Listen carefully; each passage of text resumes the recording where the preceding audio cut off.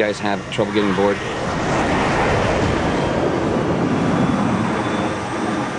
The problem with doing that, though, is we also have to land those airplanes. So the more people you put in the skies, the more planes you have to land.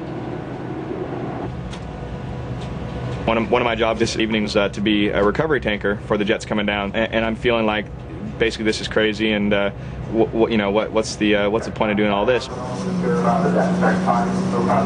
When I think I'm going to go, the deck is down, so they actually sit there and wait for their 5 or 6 seconds so they don't shoot you into the water, more or less. When it comes to pitching deck, I would say that I am more of a novice, or at least my experience has been limited. And I know enough to know that the conditions we're starting to get extreme would be a fair way to characterize them.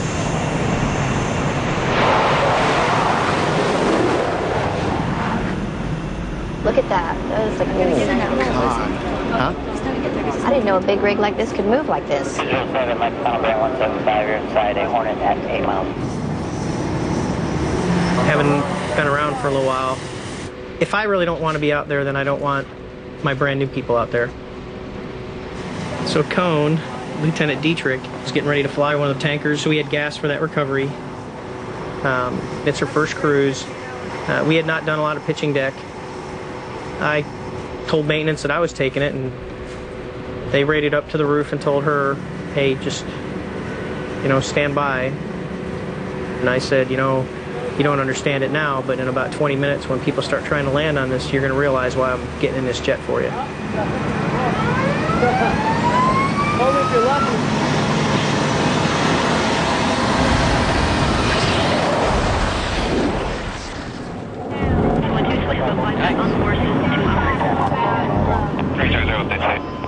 Standard 4.4. 207 right after pattern adjustment. Back on. Power. Switch with power.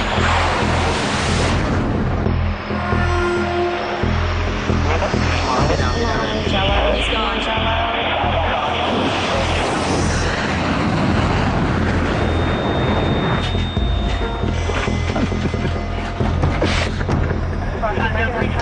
Did you guys keep 113? We kept it. We kept it. 203 around 5.5.